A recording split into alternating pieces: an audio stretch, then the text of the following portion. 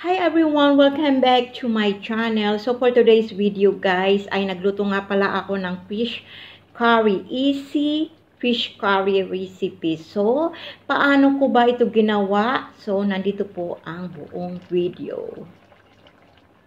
So, una ay naglagay ako guys ng mantika. Dahil igigisa ko ang sibuyas, bawang at luya. So, ayan.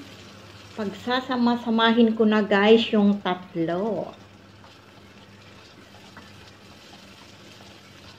Ayan, igisa lang ng mabuti. So, ang bango.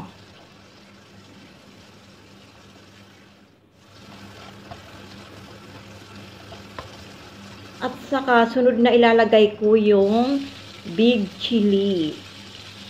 So, ayan, hinati ko guys yung dalawang sili, kaya naging 4 pieces siya. At sunod ay yung kamatis. So, isang malaking kamatis, pinaghiwa ko siya ng maging 4. So, ayan.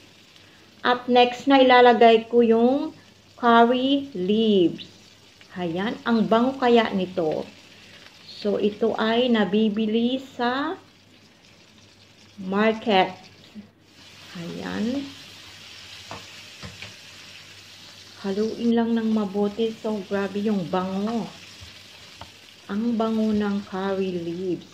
At tapos, ay susunod ko guys, itong isang spice na ito talaga yung ginagamit sa pagluluto ng fish curry. Ang pangalan nito ay halba campor. So, ayan, halba campor.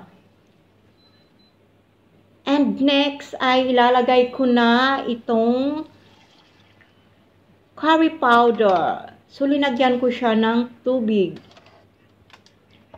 So, ayan, ipapakita ko sa inyo yung curry powder. So, ayan guys, fish curry powder. Yan yung ano niya. Yung kulay niya. At saka linagyan ko din ng kaunting tubig kasi medyo kaunting tubig yung nilagay ko. And then, yung paminta.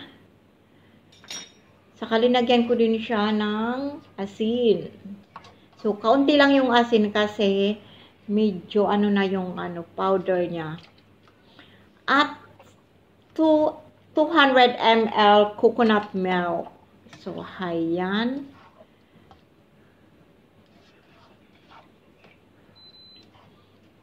At susunod ay yung lady's finger, yung okra guys. Linagay ko na yung okra. At ilalagay ko na din yung isda para sabay na silang kumulo. So kasi itong isda guys ay madali lang tong maluto. Madali siyang lumambot. Ang pangalan pala nitong isda ay sea bass fish. So kahit anong isda pwede. So ito lang yung available sa amin. At saka ito yung isda na linuluto ko. At saka linagyan ko siya ng asam jawa, yung tamarind paste. Ito guys yung bunga ng sampalok na ginawang paste. Yung medyo maasim siya. So, yan. Ngayon ay yan, pakuliin lang natin siya hanggang sa maluto na. So, ayan guys, iniingatan ko yung isda kasi baka madurog. At saka last ay linagyan ko siya ng Maggi seasoning, yung Knorr cubes. Yan, isang Knorr cubes. So, ayan guys, yung mga sangkap, yan lang yung mga sangkap na linagay ko. So, pakuluin lang ng mabuti hanggang sa lumambot lahat at maluto. So, ayan guys, napakabango ng aking fish curry. At napakadali lang nitong lutuin at napakasimple lang. At last guys ay linagyan ko siya ng parsley. So, ayan. Ang yummy talaga nito. So, ayan guys, thank you for watching everyone. So, sa mga gustong magluto ng fish curry, so itry nyo ito guys.